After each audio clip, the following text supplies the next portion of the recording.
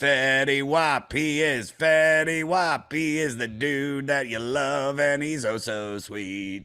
He knows music, he does stuff. He's Fetty Wap. I saw you in Oh Toronto. yes, Toronto, CA. That was fun. That was every time I see you, I feel like your anxiety level jumps 50 points for some reason. You, What are you talking about? Was I I don't that know. nervous and jerky up there? You're a little herky jerky. I would say, Sorry, I would say sorry. you suffer from a mixture of jerky, not so much herky. Well, whenever I perform, I do tend to get a little You're a like little edgy, scoodle. little edgy. Yeah, a little bit, a little skadoodly. Oh, look at you. Trying to You're adapt. understanding. You're understanding my language very quickly. Yeah. You're like, well, the performance can be a little skadoodle, No, but I get very focused. I get very focused. yeah, that was such a pleasure. Like being in Toronto and like, you Hmm. know, you're. I mean this sincerely. Like Right. you, I think it goes. People I love. I think it goes. You, then my mom. Oh my God. All right. Stop it. It's He's back. embarrassing. He's back. It's Fatty embarrassing. Wap is back. Why are you embarrassed? I not good at taking compliments, especially when I'm rated above someone's own mother. Well, all right, that was a joke, but Okay. mm, check out this. This is how much water you got to drink a day to make sure your vocal cords are actually good. What do you got? This Oh, is you what got I your got. jug. Oh, you're drinking grapefruit juice, lemonade. Organic lemonade, but I water it down. Good, because that's too much sugar for someone. Yeah, that's a lot of sugar. Yeah. I was in St. Louis this weekend and they have you went I did barbecue like 2 out of the 3 days I was there Greatest. and it's so great. Funny thing, surprisingly, the one that everybody tells you to go like the Sklar brothers will like go to Salt and Smoke. It's like a Hmm. St. Louis staple. We went there right when I got there. Me and the driver, same guy always picks me up. This dude Ron, he rules, and I gotta say this, I gotta give Ron a shout out because he listens to the podcast. His brother-in-law is like one of the main dudes in that band Ambrosia. Oh, yeah. Yeah, so he loves, it's just like he's always like telling me about what that guy's doing, and it's like, dude, and then he played 3 Ambrosia songs for us just on the guitar. Oh man, he's the sweetest guy. But he took me out to Salt and Smoke, and it was dry, and it wasn't good. And then my So you're saying opener, salt, smoke, and dry. Salt, Smoke, and Dry. And then my Yeah. opener took me to a place called Hot Smoke. I think that's what it's called. Hot Smoke. Yeah. It's always smoke in the name, and Of course, of course. it was some of the best barbecue I've ever had. What do you get? I mean, can I guess? May I guess? Yeah, do it. I'm gonna say you're a baby back rib person. So you're not wrong Oh, you're not wrong because what I do is I do two meats always. You got to get a selection. So you the do two meats. chicken, and the I assume. No. No. I because what I'll do is I also get an app, and if they have smoke wings, I get wings. So there's my chicken. I got you. Then I do a brisket on the leaner Oh side. yeah. You got to do the Good. brisket everywhere, and then you do Yeah. the ribs. You got to do the ribs, but they don't do like baby back. They do more of like a dry rub, and then you add the sauce later. Are you a barbecue guy? Well, I love baby back because you're eating the ribs of a baby. I love eating babies' ribs. So it's You, right off Nancy its back. Pelosi. Right off its back. The conservatives were right. These liberal cucks are out here eating the baby's ribs. It's called off their back, not the front part of the rib, the Yeah, back part of the. Oh my God, that's the just meatiest. delicious. And once they get like hit puberty, their ribs aren't as tasty. No, I know. You ever had free range babies? You just let them play around in one of Oh, those ball what? pits for a few Okay. hours. Let their, you feed them organic, and then the meat just, especially the ones that Yeah.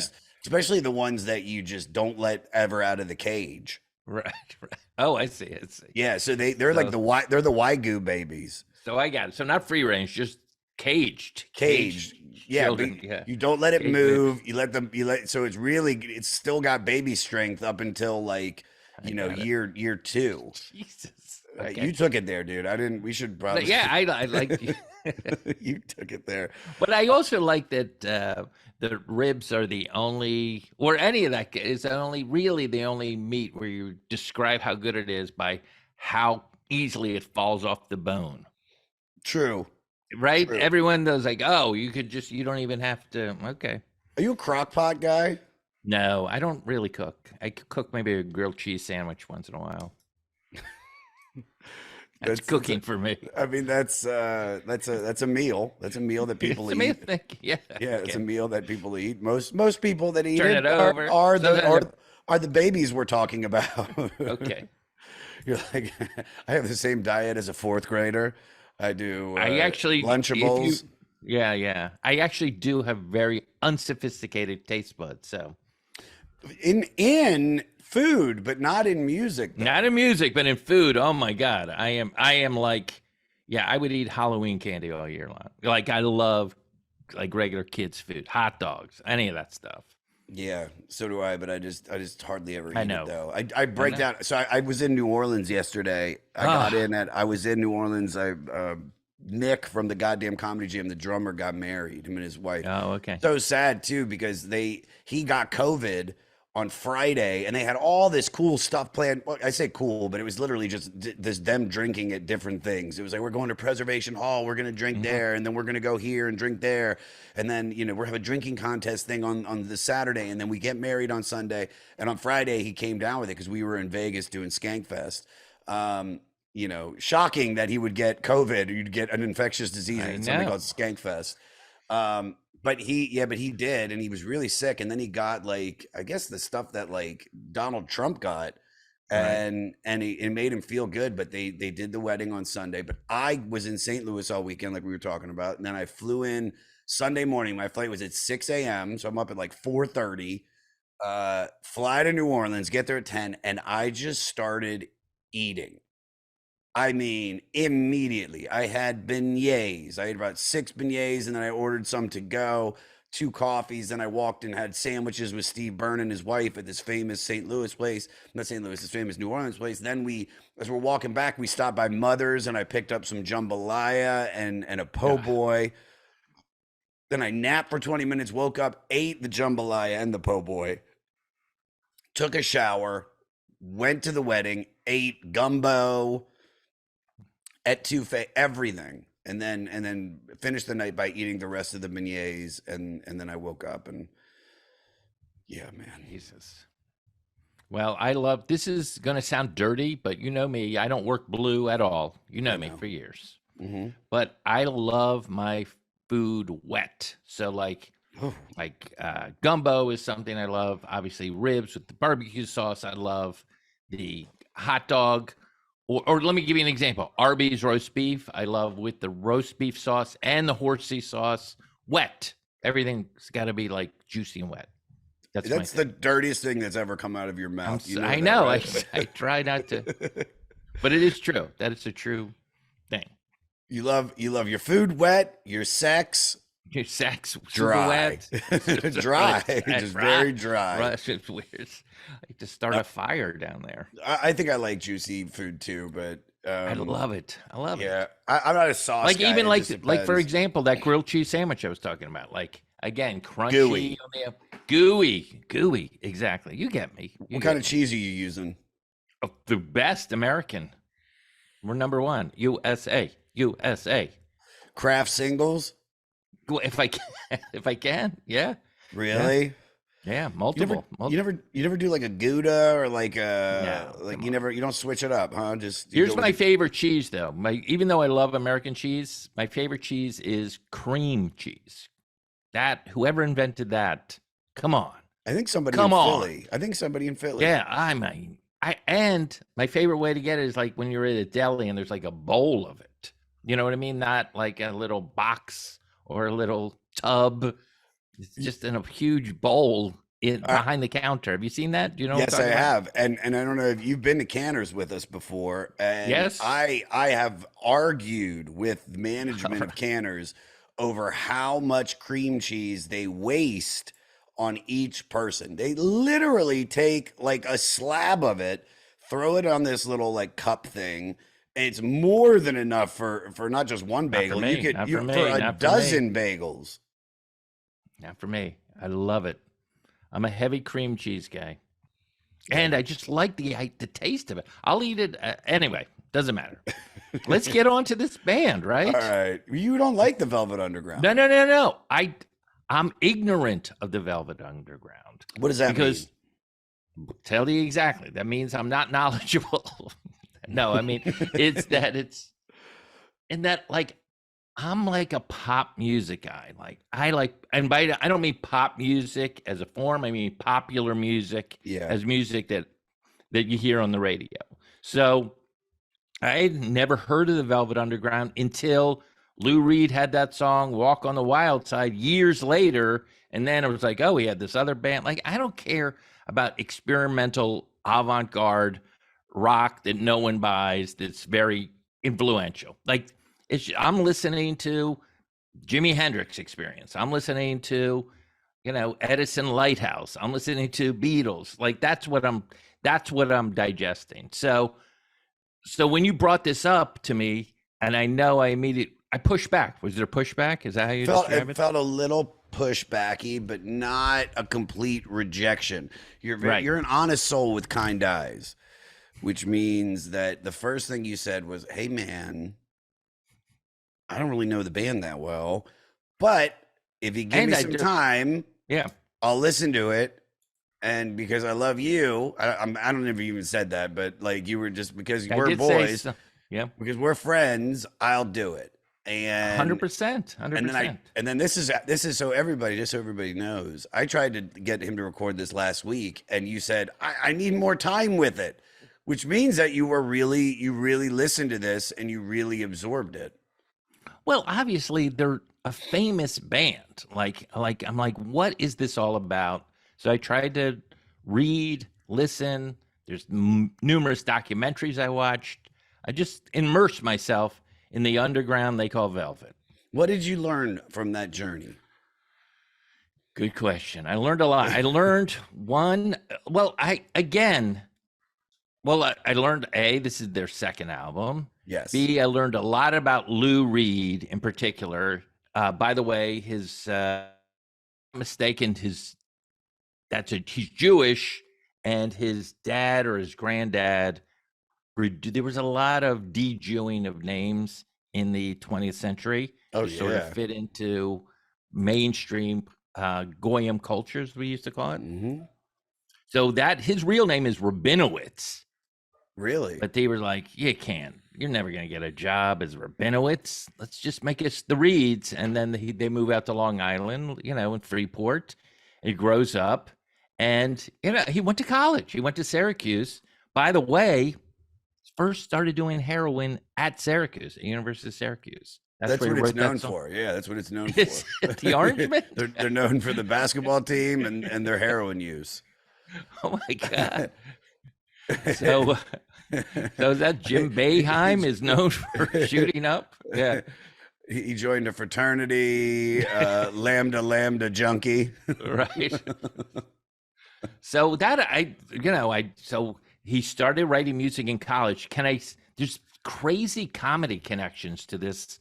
Take me there, man, because I could either just read what we have in front of us, but I like you doing this. Okay, you retain everything. Okay. Well, it's one, he didn't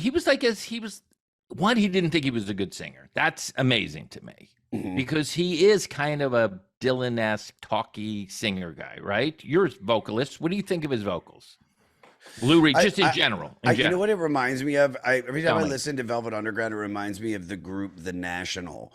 Very like, down here in my chest voice, and I don't ever go up higher than this. It's like his range is like this little like short scale. Yeah, it's like he doesn't give you much, but in the records that we've listened to. So you're saying no rabbis or cantors in the Rabinowitz family. Very limited. Are you Jewish? You're Jewish, right? Yeah. Okay, good. Just making sure, dude, we're going through a lot right now, dude. Okay. Dude, I feel like Jews somebody's always calling. I know. Somebody's always calling. I didn't think it was ever going to be Kanye. I had no idea. I was like, really? All right. Okay. That's who Okay, it is okay. now. Okay. All right. Fine.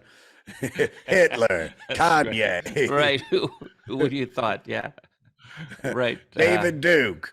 Um, so Lou Reed, Father Coughlin. but here's the thing. Here's the thing, Fetty Wap, is that Yeah. I think where Lou Reed doesn't shine so much in the sound of his voice, I feel like it carries all the character and the weight of whatever he's singing, especially in the solo Hmm. shit. I think we did, Jared, did we do Berlin?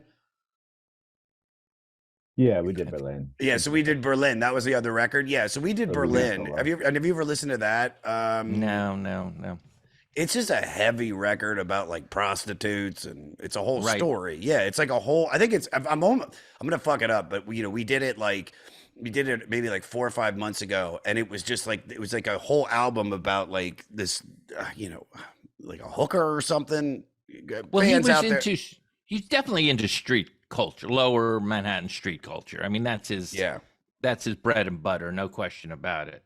So, yeah, that's his thing. That's his thing, but that's what I'm saying is that like on I don't think so much on this record, but on the other record I've listened to, all the other Lou Reed stuff, like Walk on the Wild Side, he's telling that story and he doesn't need to raise his voice. It's perfect for the That's sound the of the best. bass and the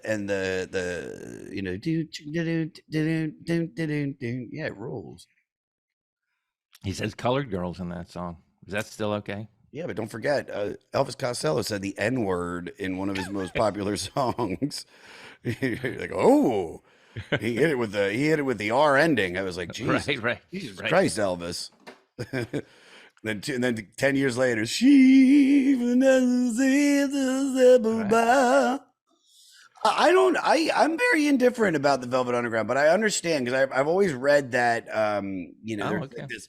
I think it's Brian Eno that said this. Yes. The That's the great famous quote. He goes, they only sold 30,000 copies in their early years, but everyone who bought one of those 30,000 copies started a band. And I'm not going to sit here and say that the Velvet Underground, good, bad. I think the record we listened to before I really liked. And then I went ahead and listened to Loaded, and I really liked Loaded. I think that's what it's called. I don't know that. I only know their first two. But I only like deep dived into their first two But why? albums. And now let's start there then. Then why did No. you? Before I get to that, I want Okay, to get talk to about it. Lou Reed a little bit. Yeah, talk So about he's him. like, he's in bands all through high school, Freeport, Long Island. Backing, playing guitar, singing doo-wop, doing harmonies, and was nervous because he was like, I don't think I can sing lead. So he was one of those guys. Yeah. And then he puts out, gets a couple records of his bands, get a couple records, but he has this record. I'm going to make sure I get the name of it correctly. And it's that he's the lead vocalist on. And it's called Merry-Go-Round and Your Love. Okay. Little local song. Guess who produces the record? Bob Shad. You don't know who that is. I don't. Bob Shad is Judd Apatow's grandfather. No way. Yeah, Shad did one of Janis Joplin's earliest records, was like very much like a rock and roll, small time, Long Island, New York kind of guy who was trying to was in the industry and recorded these people. So Do you have anybody famous like that in your family? of course not. Really? I got a couple No. people. Tell You me. wanna- Tell All me. right, so here's what I got. All right, so Yeah. one. Can I is- guess? Wait. Well, now I'm thinking Josh Adam Myers. Is it Myers? No, they don't have the last name Myers. Oh, they don't have Myers. Okay, it's not a No, Myers. and they're like, all right, one of them is Yeah? is considered the greatest lighting dude in theater history. His name's Jules Fisher. Yeah. Oh, yeah. I know Jules that name. Fisher. He's Yeah. I think he's won more Tonys than anybody. It's both on my mom's side. Yeah. So he's a cousin. And famous actress from like the 30s, 40s, and 50s, And from Beetlejuice, Sylvia Sidney. Mm-hmm.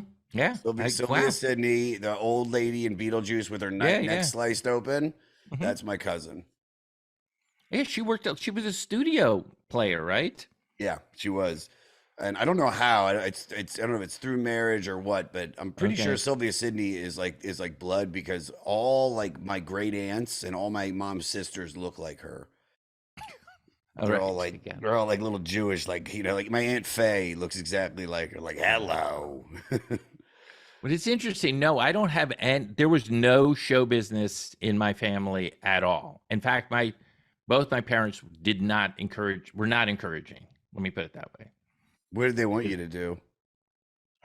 Whatever, be a professional. I get good grades in school, like, doctor, lawyer, whatever, Jewish stuff. Did Back to the they? Jewish stuff. Oh, excuse me, run Hollywood. I'm Yeah. trying to bring it up.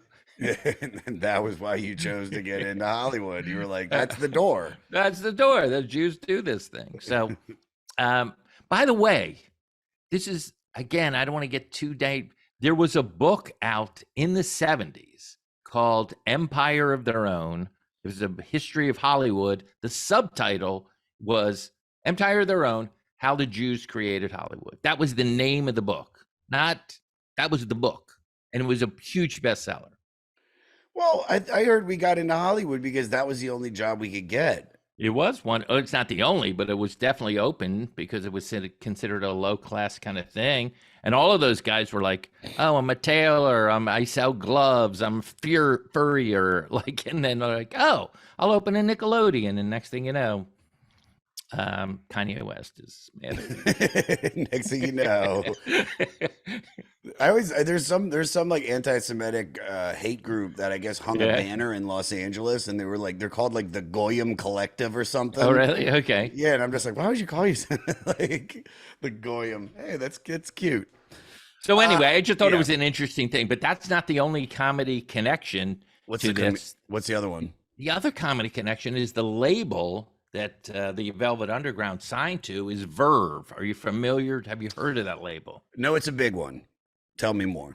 Well, it's not big. It's like, it's not in Columbia, but it started in the 50s as a jazz label. And then in 58, they release Mort Saul's first album, The Future is Now, or whatever it's called. The Future, I can't remember the name of it. Anyway, so that started the sort of the comedy record boom. And then Shelley Berman, they signed him, and he had the first gold comedy record. And then they had Winters, they had Ben Stiller's parents, Stiller and Mirror, they were signed to them. So it was a big jazz kind of comedy label. Victor Borga, you should know who he is. No, I do know Victor Borga. All right, so then why would Lou Reed and the Velvet Underground be signed to like a jazz label? Because the great question. It's because in the 60s, after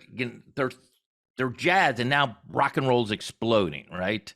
So this is Beatles, Rolling Stone, all of these, like, it's swamping jazz. So their guy signs Frank Zappa, Mother of Invention, and this band because of Andy Warhol's connection. So it's like, okay, we're going to do the smart alternative to mainstream music. So if you think about jazz at that time, was like, who was listening to jazz when you had, the Animals or whatever, all of these teen bands and stuff? Who's really listening to Ella Fitzgerald? So they're like, all right, we need the youth culture. We're too late to get the first wave of this. So it was really smart signing. So how big was this band? Because it doesn't sound like they sold a lot of copies. No. So why are they considered such? Because of one was the one, they were part of this, intellectual, avant-garde, underground New York scene. So they were always a hip band. Obviously, Andy Warhol takes them under his wing.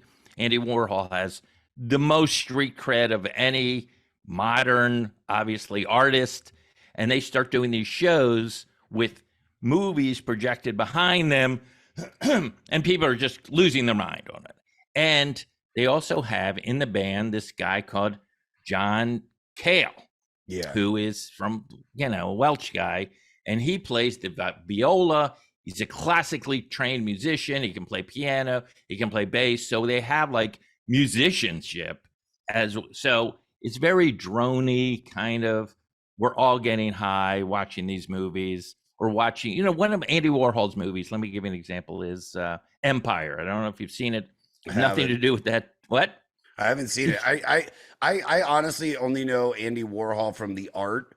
And his famous, everybody gets 15 minutes of fame or something. And of course. Well, this is a great example of it. Like they were into experimental art that wasn't a product. Like most art that I do, that you do, is a product. We do it. We want it. We don't want it to be boring. We want it to be compelling. We want people to come to our shows. We want to sell stuff on Spotify. You know what I mean? It's like a Beatles. Just think of a Beatles song. Like that's as much of, yes, it's art, but it's also like, this is going to sell.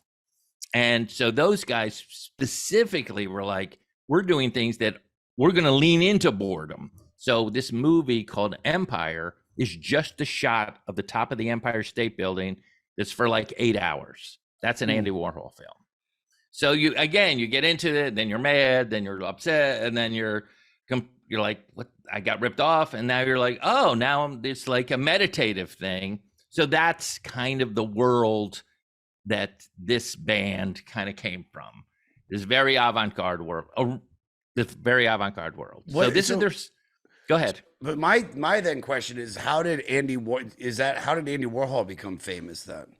Oh, he kind of created pop art in the late 40s, certainly 50s, where he would paint like these, like his most famous one was this can of Campbell's soup. So now he's saying like, oh, look, these things that you take for granted every day on the grocery store. If I just step back a little, paint it on a big thing, suddenly that is art. And then he did Marilyn Monroe and, famous portraits of people.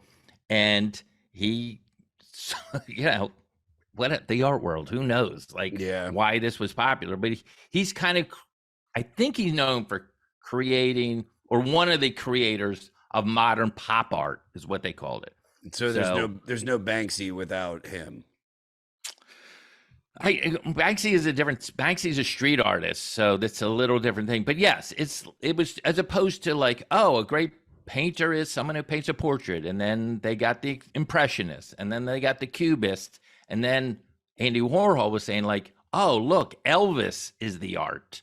I'm going to paint a double thing of Elvis standing like as a cowboy. So it was just very ahead of its time. I don't know, he's this brilliant guy, and he had this thing called The Factory. Have you ever heard of The Factory? I have heard of The Factory. That was kind of like his hangout where all the artists would go. Exactly. And I'm assuming, and tell me if I'm wrong, but I'm assuming Velvet Underground were probably regulars at The Factory. Yes, they would go up there every afternoon. And it was like covered in tinfoil. I don't know, fucking crazy Were New they York doing intellectuals. drugs? I believe there's a lot of drugs happening, and I don't know if Andy Warhol is. I'm not an expert on Warhol, but I know like Allen Ginsberg is there, and they're all kind of like trying to figure out how to expand what theater, film, like they take these different elements, dance, theater, rock music, and all of that stuff, and like how to expand that a little bit. And that's how, and they became like the house band there, and they would do this thing called the experimental something. I can't remember what it's called, and where it was, big films behind them. Yeah. And then Andy Warhol, in a genius move, because he's a little bit of a manipulator What'd he do? of media, What'd he do? hires this gorgeous German model named Nico to front the band. And they're like, what? She's not even in the band. Yeah. Like the first album is called The Velvet Underground and Nico, Nico, but she is, needless to say, a photogenic. Oh yeah, I mean, yeah. What's his face, dude? Lou Reed looks like Zelda from Pet Cemetery. Do you remember Zelda? the sister of that one girl that had like that weird scoliosis thing in the back, and she had breathing problems, and she used to have to bring her food, and Zelda would be on the bed writhing in pain.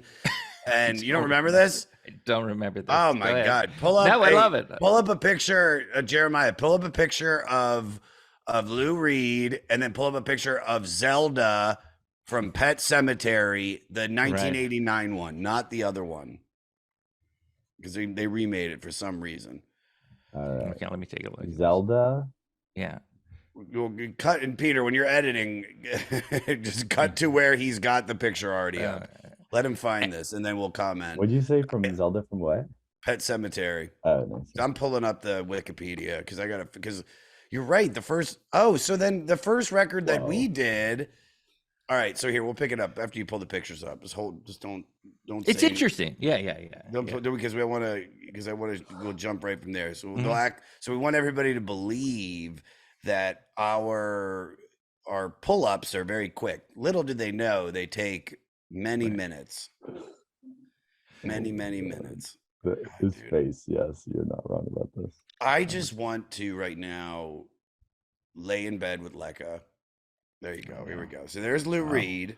Okay, here's Lou Reed. Yeah. And now Zelda. Okay. Tell me I'm wrong. Tell me I'm wrong. No, I understand. If you take, I understand the nose and the mouth. Yeah, a little bit. Yeah, dude. And that might be the scariest part in any movie I've ever seen in my life, when Zelda's like, help me, feed me. It's so scary. Okay. So Lou Reed's not much of a looker. So if you want to get me a 6'2" German woman, I'm in. Yeah. So you know what's funny that you talk about that, because I actually thought the first record that we talked about on the podcast was the first one we did was just the Velvet Underground from '69. I didn't know Velvet Underground and Nico was the first record. I, for some reason, was such an idiot. I thought it went the Velvet Underground, because it was, and that was the funny thing about that record when you were talking about how it being like really like out there music. The original, the record that we listened to was so chill. I was like, oh my God, like this is a band I like. I mean, you got Pale Blue Eyes on it. You had Some Kind of Love. There's the Murder Mystery, which is like 8 or 9 minutes long. But Beginning to See the Light is like the most 60s song ever. It's like, I'm beginning to see the light. And you can just imagine like the girls in the flowy dresses kind of doing this kind of thing. You see what I'm doing? Yeah, I can see. I see what you're doing. Yeah. No, he was definitely a '60s inspired, like underneath all the Allen Ginsberg, Burroughs influence, Ornette Coleman baloney that's laid on top of it.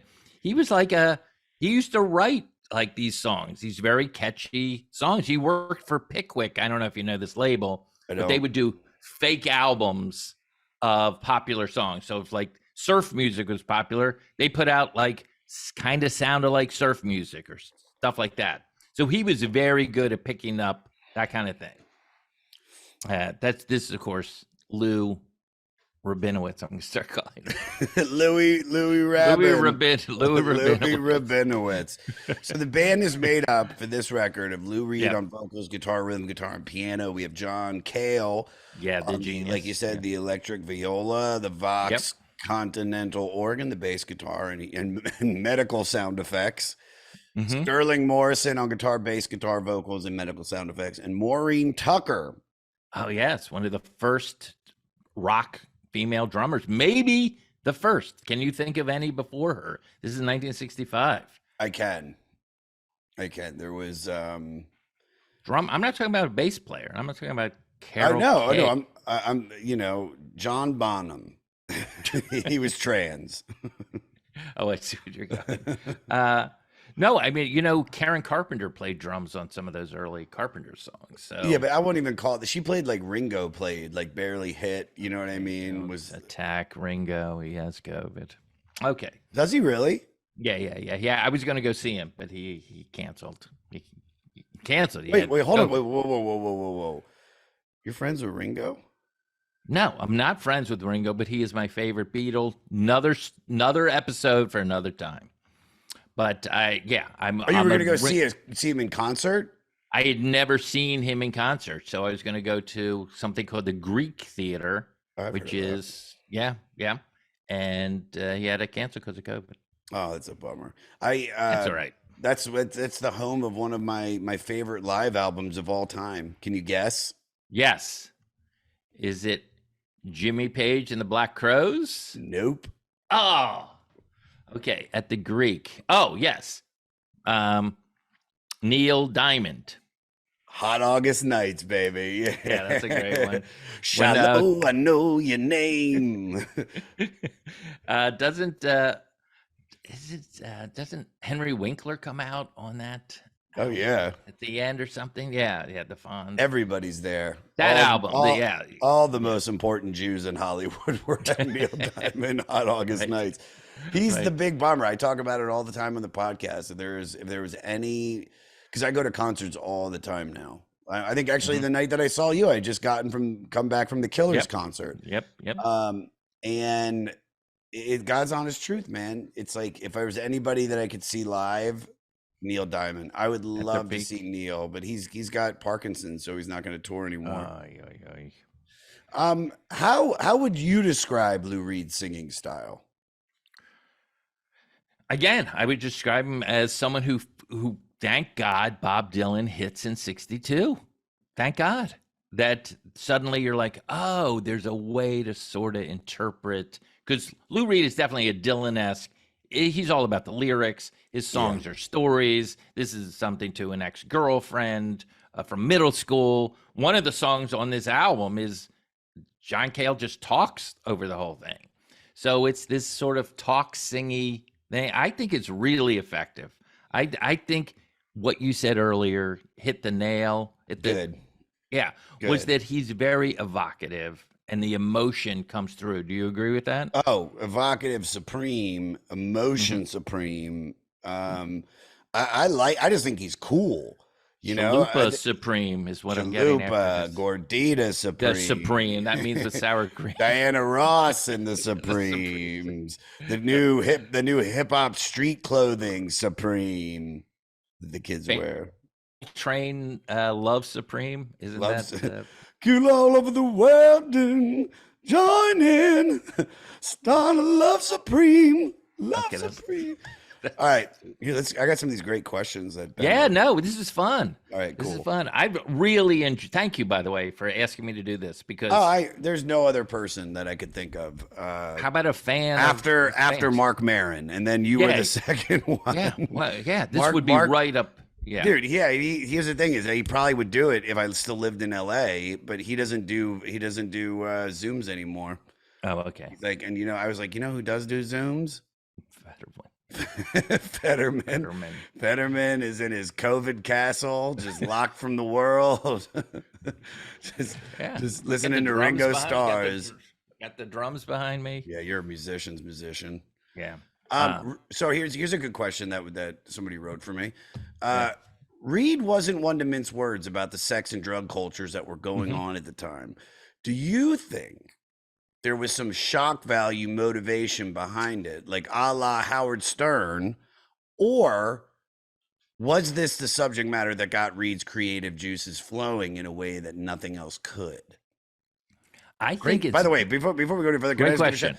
Ben, great question. Or if that was Ben or Adam, one of you guys. I want you guys to question fight to the death because that's a goodie. Oh, so those are two things. Ben or Adam? Adam used to do what Jeremiah does, but Adam, I don't know what happened to him. I hope we didn't lose him. Did we lose him, Jeremiah? He's not good forever.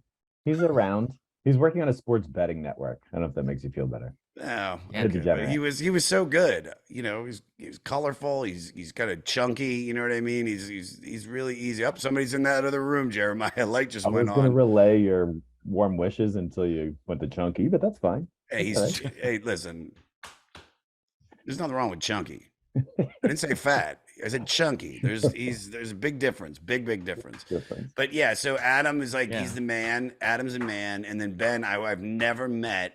Ben writes the questions, and then I have Justin, who lives in Albany, who came to my shows in Albany and shot them. You said y'all and then, bonded. yeah, I think so. I mean, you know, I think, you know, Albany just sucks. So I needed anybody because the people of Albany are not, you know, it's, You have a hard time complimenting anyone. Except for Wayne. I'm so tired right now. My whole body hurts. I know. And I'm just, my dog's being annoying. And no, but back to the question. But here's the deal. I love Adam. I love Ben. I love Jeremiah. I love Fetty Wap. I love all of them. I love Justin, the people of Albany. I love you too. Just right now, I just want to watch like a documentary. Just lay in a bath. I get it. You're staring right at my face going, I would much rather watch it. No. I'm kidding. I'm trying to do humor. Listen, no, I'm so happy you're here. Wayne, you know how much I love you. All right, so what do you think of that question? Because you do know about I don't think it was I think it was the B part of that question. I don't think he was like, oh, I'm going to be the guy that's going to try to get a hit on radio by singing about heroin or waiting for a friend or any of those, you know, Lower East Side, Delancey, Ludlow Street kind of low life prostitute transvestites, they called them back then. You know, that whatever that world was, that was his world. And don't forget, he also had electroshock therapy. Is that what it's called? When you go, yeah. And so he had that. He was depressed. I mean, this was his jam. Like, this was his world. And that's one of the reasons I did enjoy learning about this album and learning about Louis. Well, that's what the thing is. What do you think was probably, you know, from what you just said, is more impactful than Lou Reed that made him the dude that he is? Do you think it was the shit that happened to him as a child, or do you think it's Andy Warhol as his manager being this counterculture dude? I think part of it was meeting Cale. Part of it was meeting that guy and collaborating with him, because that guy was super experimental. He once did play part of this musical piece from the 1800s that took 18 hours to perform.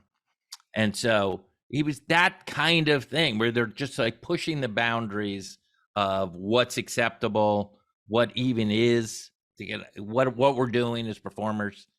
And I thought that was part of it. Also, again, I know you're giving her short shrift, but I feel like that drummer was very important. Yeah, Maureen. Like, Maureen.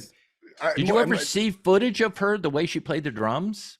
No, did she do kind of like a Max Weinberg, like holding it on the side? Well, Copeland. No, she stood up and put the bass drum on its side and like played it almost like African. I think she was like influenced by that. And so those songs, especially these jam songs that they play on this album. Yeah. She drives, she holds it together. She holds that because it is so chaotic, would be an understatement. What's happening with these songs. No, it's so funny you say that, because that's the only word that I would have come up with to describe it. Because the record after this is like a record. It feels like something that I could put on and be like, yeah, man, like Pale Blue Eyes, it's beautiful. That song has just so many great melodies. Right. This is a hard listen. This is really, and I'm not putting it down. I'm just saying that you got to be in a mood to listen to this. This isn't like it's late at night. You're on the road back from Albany, because that's how I first heard this. I put this on the way back from Albany. It's a 2-hour drive, and nothing relaxing about this record. Really. Nothing. But this in my opinion is when you talk about the counterculture musicians from the era, like this is closer to Zappa than it is to Dylan, you know? No, I was just talking about vocally that he was close to Dylan. Well, because I love the counterculture stuff, and I find it so interesting, and I feel like you kind of know a lot about it. Like, do you think, like, if you had to put a Mount Rushmore of the counterculture musicians up, I mean, so you got to have Lou Reed, right? COVID. Well, again, I think it's because the song kind of creates what becomes punk rock years later. Like the first, especially. Wait, what do you mean by that? You think this is the beginning of punk rock? I think it's one of them, along with MC5. Yes, definitely. Oh no, Especially. MC5. It's so funny you just said that. We Why? literally just did Kick Out the Jams a week Oh, ago wow. with Who? and a friend. Now I can call him a friend because he Yeah. really does like me. Kim Right. Thale, the guitarist from Soundgarden. Oh my God. Okay, so again, I'm more interested in what he has to say than anything I have to say. Well, But what did he say about that album? I mean, I don't know what an album is. I'm sorry, album. I tried to say album, but it came out wrong. Well, basically it's there was nothing like it. They were in your face and Right. that record is a live album that's captured in time. And Hmm. and that's their first record to ever come out, and it was just like he just talked about like what it meant to him as a kid and how it Oh, changed wow. everything, and then even cooler, he got to play with Wayne Kramer and the MC50 when they did their 50th Oh anniversary. my And so, God. he's the man, dude. But Well, look, listen to just not all the songs, but certainly the title track of the album to me is proto-punk. It's called White Light, White Heat. And Yeah. let's listen right now. Oh wow, we got it. Are you No. hosting? What is going No, on? I don't know. I was kidding. I was I'm kidding. throwing it to you. Go ahead, put it on. Let's hear it. Let's put it No, on. I feel like that song definitely is because there's not even a guitar solo in that song. You know how long just- it's been? I used to play clips all the time on the podcast, and it complicated Pete. And then I just was like, like I know the records. We don't. They Okay, all okay, listen we to don't it. have to. But We no, don't no, have no, to. no, no. We're gonna play it. But I mean, you were the first person to throw it to a clip in like 5 months. There's fans that are school. like, finally. I'm old Like, school. I'm we haven't old had a school. clip. We haven't had a clip. Yeah, dude, play the clip. Wow, that was incredible. Oh man, that really is proto punk. But then that's before MC5, right? MC5 is what? That's 1970. Okay, I'm gonna get this wrong. I'll find but- this out right now. Hold on. Yeah, find out that don't sound Peter, like you might want to tighten this. The editing. Just tighten it as best you can. All right, kick out the jams. Here we go. Boom. Oh, I Kick thought out you the wanted jam. white light, white heat. Well, we You don't already have to acted play like it. you don't have to play it. Oh, We yeah, already yeah, acted like yeah, we already yeah. acted like that's why we commented on it. Like I heard it. Yeah. heard it. Didn't you hear him? He was like, that was great. Yeah. All right, so MC5 Kick Out the Jams came out in 1969. White Okay. Light, White Heat came out before this in Yeah. 1968. Yeah. 2 years before. So again, there's a lot going on in music. You got Cream, you got Hendrix, you got the Door. Like there's a lot going on, but I really feel like the rawness and the insane distortion and overdrive, and you can almost hear it's like clipping the meters when they're trying to record it. So there's distortion on the recording of it. It's just as raw as you can get. So to me, that's why this album, even though it didn't sell well at all, is now considered very influential. And is the reason it's on this list. Do you I would say think- mainly for this song, yeah. Do you think so? You mentioned like like the Doors, and you mentioned Doors are a little bit later, right? George, Doors, yeah, Doors 60, are yeah. they're 60, they're late 60s. Yeah. I mean, do you think you put you got Lou Reed, you got Frank Zappa, like who else is on that? Is Jim Morrison on the counterculture? Is he? I don't think counterculture? so. Again, there's two different things we're talking about here. Again, counterculture to me was the mamas and the papas, like what was going on in San Francisco, the Grateful Dead, like there was mainstream culture with Frank Sinatra and Nat King Cole, and all of a sudden we had hippies doing music. So that was my definition. So I think of Lou Reed as more like almost a nicher than the counterculture. Like he's If you had to say he's a director, a famous director, okay, yeah. because Okay. if Jim Morrison is like Scorsese, Well, yeah. I don't hold Jim Morrison that high, but all let's right, see. who would you say Jim Morrison is if he was like a famous director? Like if you had to say who's Spielberg, Paul McCartney? Right, probably. Oh, this is interesting. Yeah, I've never thought about it. Yeah, probably the most popular, yeah, and extremely gifted. Extremely Yeah. gifted. Paul, like Steven Spielberg has a vision. He knows Yeah, everything yeah, he's yeah. doing. His movies are great. And he has a big movie coming out this year, by the way. Get ready. Oh, the one about his family. Yeah, The Fablemans, I think it's That's called. going to win every Oscar. I don't know. All right, we'll see. We'll see. Fingers crossed. Are you in it? No. No. You're just a big Spielberg dude. You're I am. You're just rooting for him. You got money on him. No, I just who knows? Who knows? We'll see. Who's Coppola? Who's Coppola then? Oh, If Spielberg is Yeah. McCartney, who's Coppola? Coppola might be Led Zeppelin. Like, you know what I mean? Like, not as popular as Spielberg, but still everyone knows who they are, and made the greatest movies of all time. Made the greatest records Yeah. of that era. I don't know. This is stupid. I can't. But anyway, let me think of for a director that would be like Lou Reed. It would have to be like experimental. Nobody goes to his movies. Jim Oh, man. Jarmusch. Yeah, maybe like that kind of thing. That's a good one. I'm trying to think it. Oh, I can't think of this guy's name. It doesn't. This is a tough question for me. Sorry. David Lynch. No, not that popular. Not that popular. Maybe early David Lynch when he was, doing Eraserhead or something, but certainly not the later David Lynch. Yeah. I like Jim Jarmusch. I think that's a good one. Yeah, that's a good one. That's very Everybody good. talks about how influential he is, but nobody's seen any of his movies. You're right. Maybe John Cassavetes. Are you familiar with that guy? Yeah, Woman on the Verge of a Nervous Breakdown. Yeah. So maybe him, like that, do it yourself downtown. I don't know. Lou Reed's a really interesting guy. He's just, I just think he's a good lyricist, to tell you the truth. I think they're very evocative. They're like poetry. Yeah, but I keep hanging on the thing that you say that this is like proto punk, right? So Yes. it's like you can see like how metal, if there wasn't Black Sabbath and Led Zeppelin, you can see they're not going to get metal. How would punk have been different without Lou Reed? Oh, I can't. That's impossible. I don't know. Who knows? Like what those kids in Ohio, a lot of punk came out of Ohio, and like the Ramones. I don't know who. That's impossible to say.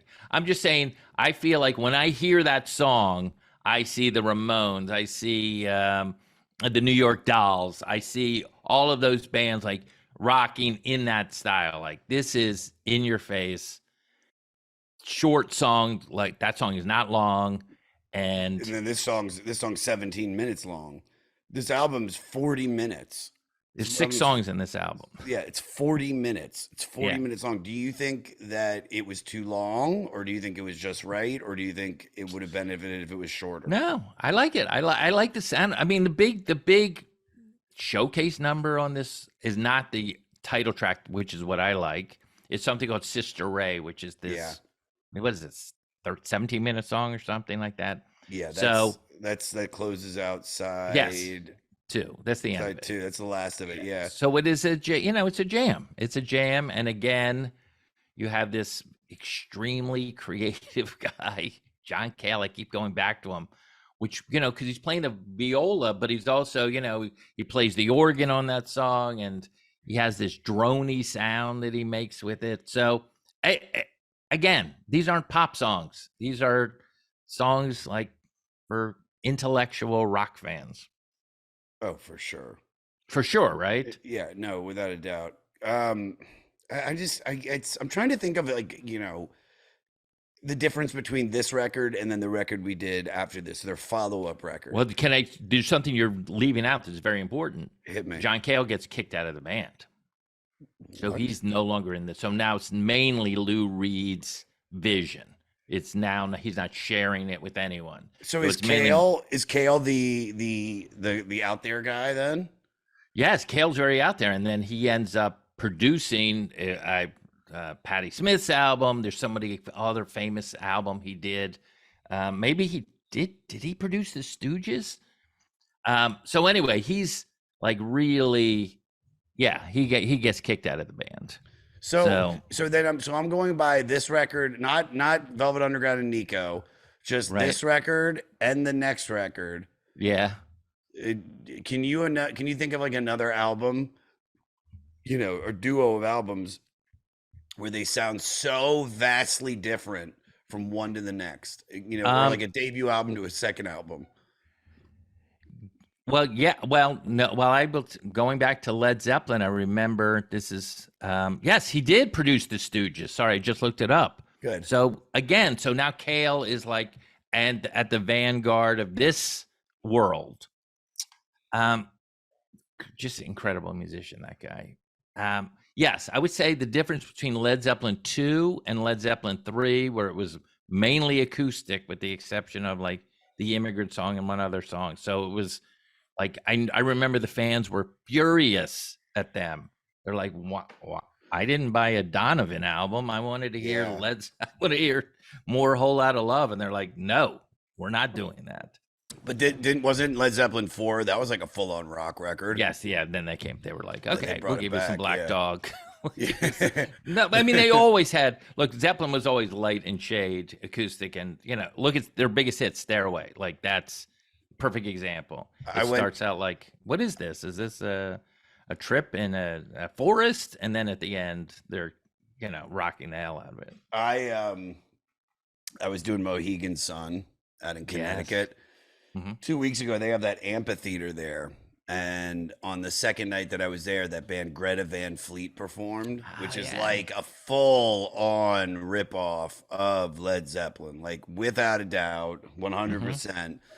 But it made me realize, because there were so many like younger girls there, like, and like the boyfriends were there too. And the guys dressed, because you could tell, it's like anytime somebody goes to a concert, they always wear their like concert outfit that they kind of feel fits the style of music or what the artist is going to wear. Like if you go to see like a darker, like a Nine Inch Nails, everybody's wearing black, but every girl there was dressed like a neo hippie. You know what I mean? With like bell bottoms and like a midriff shirt with like their stomach out, but then they have like, it's like lace with like a long, like a flaily, what do you call this? You're on your arm, the right. Yeah, I don't know, but they're like a little scarfy, light scarfy things that are tied all over. And I thought it would be really funny as like a TikTok video, a series to get. I think a girl could do this, not so much me, but it's just like a woman's like, she's like talking to somebody off screen. It's like, honey, so what's the concert we're going to see? That we're going to see Rammstein. Okay, I'll be right back. Let me go get changed. And she comes out wearing like leather and like a dildo on her head. It's like, but I can't do that. It's like, but I just think, if anyone wants to take that, it's yours. Just credit me. No, I love that look, by the way, that hippie flower child look. And so, did you watch their set? I'm very curious about this band. No, I didn't. Oh, okay. I have, I've seen video of them. I'm just not. I like Led Zeppelin. They're not touring anymore. They're not. Something is not touring anymore. Yeah. Do you think they'll ever get called out for some of the shit that they did when they were like, Of course they had. They have been called out, and it's brutal on the internet for you're talking about lifting those blues licks and everything. I'm talking about that. I'm talking about the fish and the Wachutu. I'm talking about the what?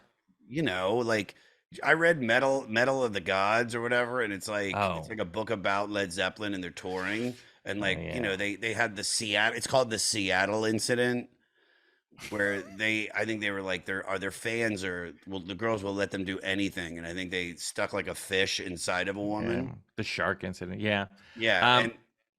And yes, it was bad. It's bad. Jimmy Page, who's, is an idol of mine. It's not great the way he handled some of those girls. They basically get, I don't want to. No, I get it. It's bad. It's bad. Yeah. I'm just always wondering why rock stars never get called out. Like hip hop stars never get called out. It's always like, wait a minute. What didn't that guy just go to jail for it? R. Kelly, yes. Yeah, R. Kelly, yes. Is he or is he a rhythm and blues guy? No, he's both. He was like rhythm and blues hip hop, but I think his was just so big because it was just so documented for years. And it was like, it happened within the time frame of even this, where it's like, the information age.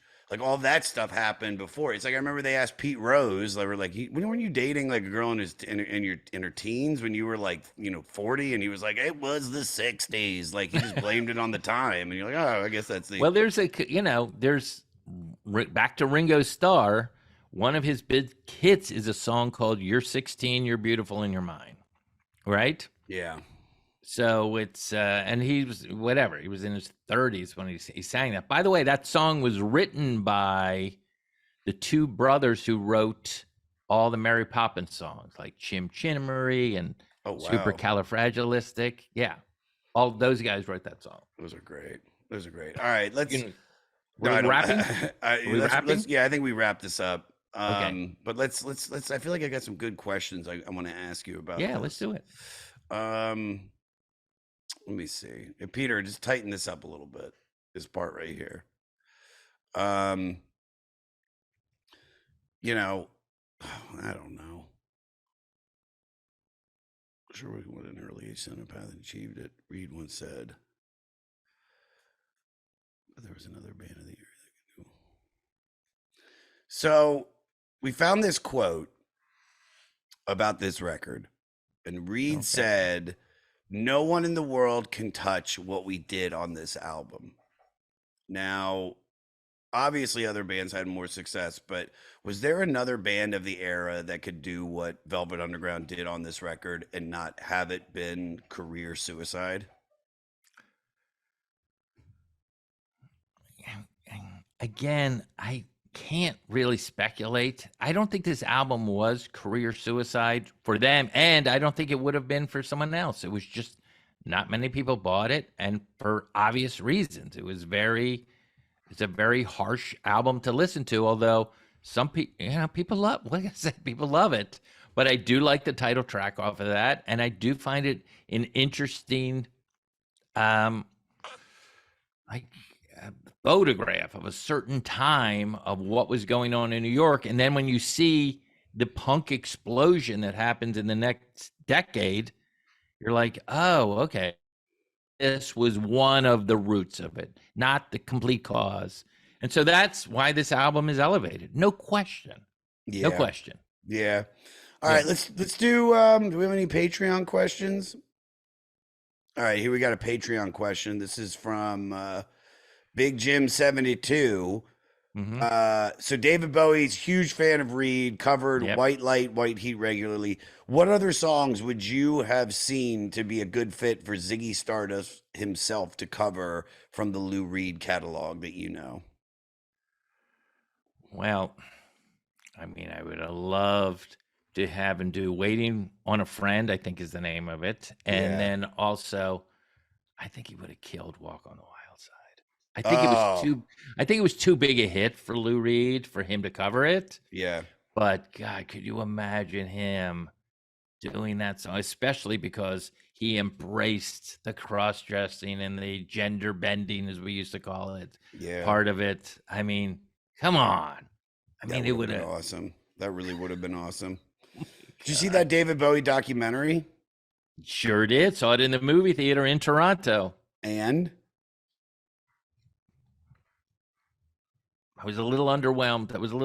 I was disappointed. I was frustrated by the movie, to tell you the truth. That's what I was. Right, it was just too much. It was too. Yeah. But again, I don't get high and go to movies, so I felt like that's what that movie was for. I get it. Yeah.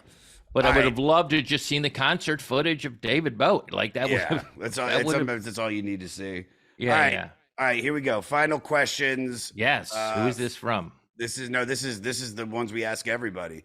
We didn't ask, by the way, and just so somebody called me out on this, we did the Tull Wilkenfeld episode about Leonard Cohen, and I usually ask every guest these questions, but she had such a tight connection to Leonard Cohen that I was like, yeah, I'm not gonna ask her what song on this record she'd fuck to. Like it was a deep episode. I was like, so to the fan that called me out on that, you're 100% right. It just didn't feel right.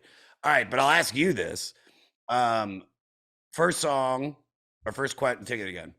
First question, what is your favorite track on this record? Well, I think it's obviously, I spoke about it earlier. It's the title track. I love White Heat, White Heat. Yes, I really think it's a good song. I Yeah, you're really right. think it's a good punk song. Yeah. All right, least favorite song on this record. Oh, that's a good question. Let me think, because it's not going to be that jam at the end that everyone loves. I do. It might be.